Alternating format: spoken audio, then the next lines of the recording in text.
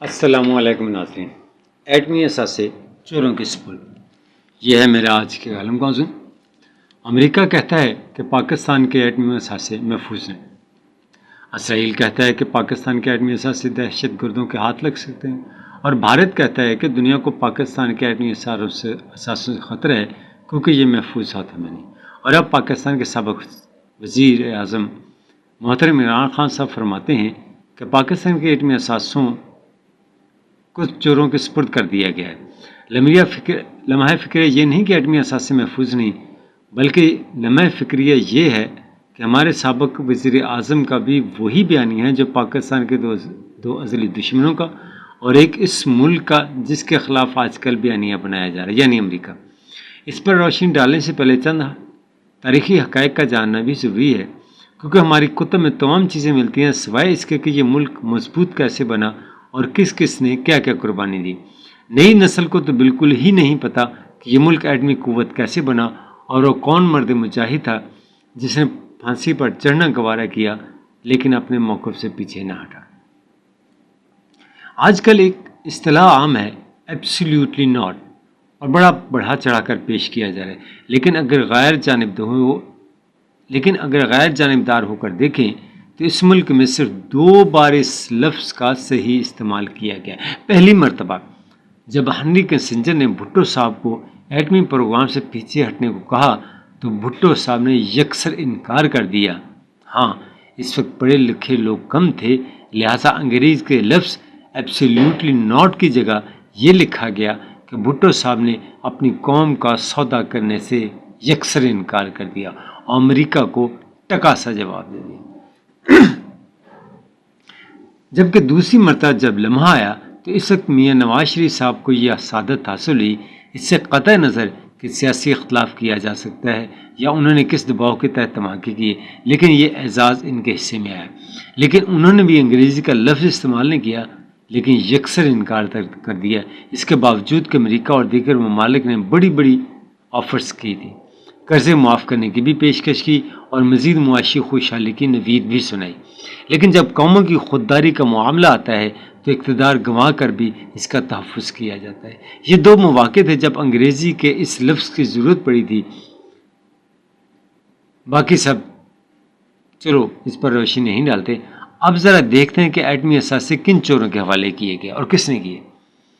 Peoples party, ٹھیک ہے، اس کی موجودہ قیادت سے سیاسی اختلاف ہو سکتا ہے لیکن ملک دشمن نہیں۔ کیسے؟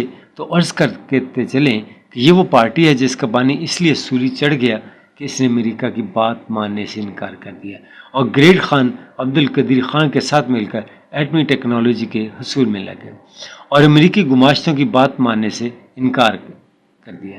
اور آج پاکستان اگر ڈٹ کر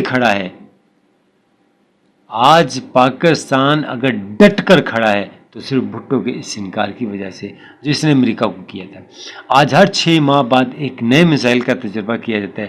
ذرا اس پر بھی غور فرما لیں، یہ بھی چور پیپلز پارٹی کی قیادت محترمہ بے نظیر صاحبہ کی ہٹ میں درمی سے ہوا۔ تفصیلات میں نہیں جانتے، لیکن اتنا ضرور بتاتے چلیں کہ ان کو بھی اسی انکار کی پاداش میں شہید کیا گیا۔ واقفان حال جانتے ہیں کہ میزائل ٹیکنالوجی کیسے حاصل کی گئی۔ قربانیوں اور شہادتوں کی ایک طویل فہرست ہے جو امریکی استعمار کے خلاف دی جاتی رہی۔ اب مقام سوچ ہے کہ کیا وہ پارٹی یا اس پارٹی کے پیروکار ایٹمی اثاثوں کو بیچ سکتے ہیں جنہیں اپنی قیادت اور کارکنان کا خون پیش کیا۔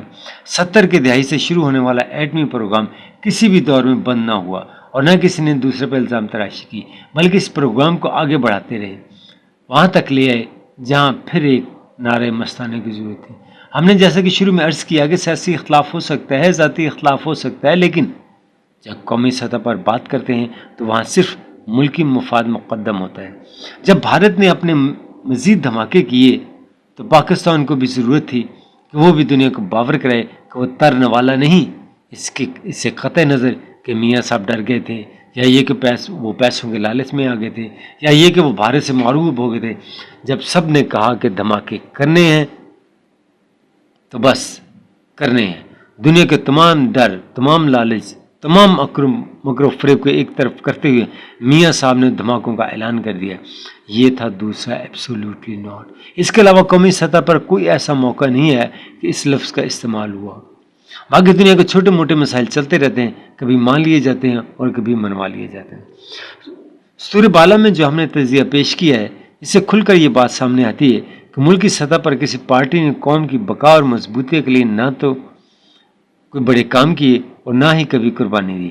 قربانی بھی صرف وہ دیتے ہیں جن کو ملک سے محبت ہوتی ہے، نہ اقتدار کے لیے عوام کو سڑکوں پر لے اور قانون کو جگہ صحیح بنا دے۔ اسلاموفوبیا کا دن منانا اتنا اہم نہ تھا جتنا فرانس کو اس کی اوقات یاد دلانا، لیکن ہم نے فرانس کے خلاف احتجاج کرنے والوں پر لاٹھیاں برسا دیں اور پابند سلاسل کر دیا، اور دنیا کو دکھانے کی خاطر اسلاموفوبیا کو اقوام متحدہ کے چارٹر میں ڈال دیا کہ اور بڑا کارنامہ سمجھنے لگے۔ یہاں تو کئی قسم کے دن منائے جاتے ہیں، کو کیا وہ مقدس ہو گئے؟ اور جہاں نبی صلی اللہ علیہ وسلم شان گستاخی ہے وہاں چلیں چھوڑے۔ دوسری پارٹی نے اگر ہتھیاروں کی سطح پر ملک کو کوئی تحفہ نہیں دیا، لیکن یہ کریڈٹ اس کو ضرور جاتا ہے اور دینا بھی چاہیے کہ تمام دنیا کی مخالفت کے باوجود ایٹمی دھماکے کیے۔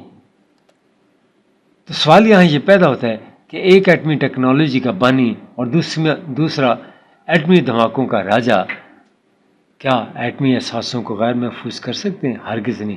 خان صاحب اب اگر ڈر ہے تو معذرت کے ساتھ آپ سے لگنے لگا ہے، کیونکہ اس سے پچھلے جتنے بھی سیاسی مخالف رہے ہوں کبھی بھی ایٹمی احساسوں کے زہر بحث نہ لایا گیا، اور نہ ہی کسی ملک پر اور نہ ہی کسی پر شک ظاہر کیا گیا کہ یہ ایٹمی احساسوں کو بیچ ڈالے گا یا یہ کہ یہ غیر محفوظ ہے۔ پہلی مرتبہ آپ نے اس طرف توجہ دلائی ہے تو اب سوچنا پڑے گا کہ کہیں 30 سالوں بعد ایٹمی احساسے غیر محفوظ تو نہیں ہو گئے۔ اللہ حافظ۔